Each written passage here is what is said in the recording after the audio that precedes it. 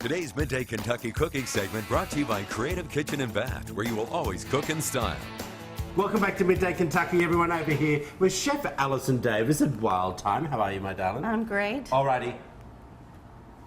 Troy burner. You always put me in front of the Troy burner. I can always switch. And I have prawns. So what are we? We have prawns. Shrimp, yes. I think we all know what you mean now when you say prawns.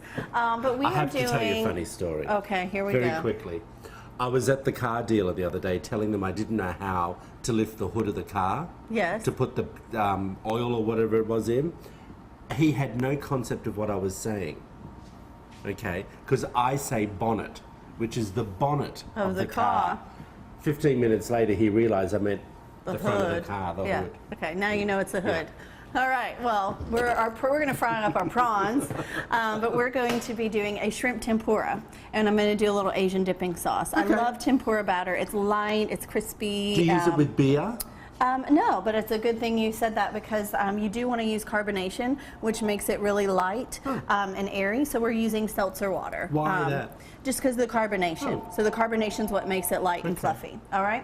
So we're going to make up our tempura batter very simply. Just going to take a little bit of flour. And then some cornstarch. Cornstarch is actually going to help it to be crisp as well. No, I'll do a little bit more flour than cornstarch. Just, I can see that. All right, and then we're going to season it with a bit of salt.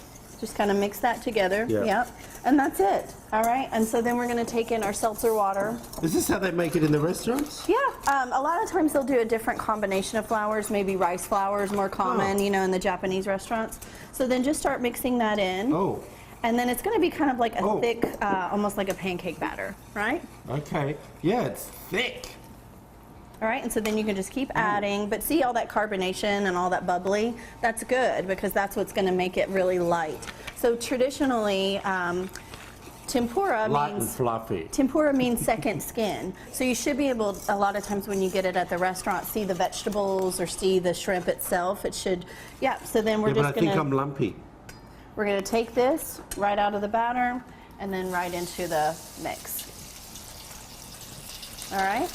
And it should just crisp up and still be light and fluffy and airy to where you aren't so much, you can still see the shrimp through it.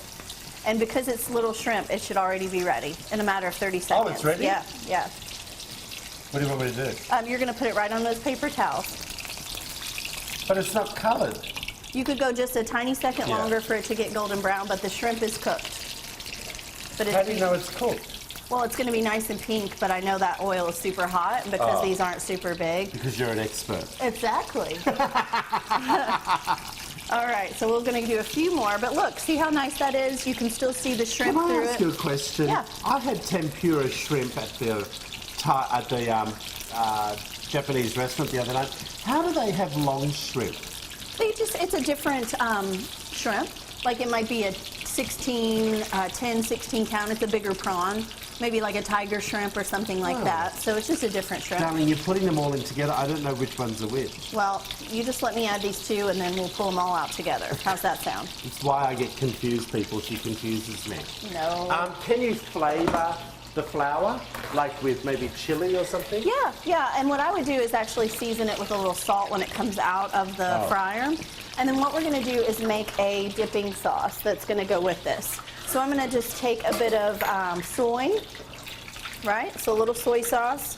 And this is all about just balance. You think these are ready, sweetie? I think you are pretty close. Just maybe another minute. Oh, okay. Well, 30 seconds.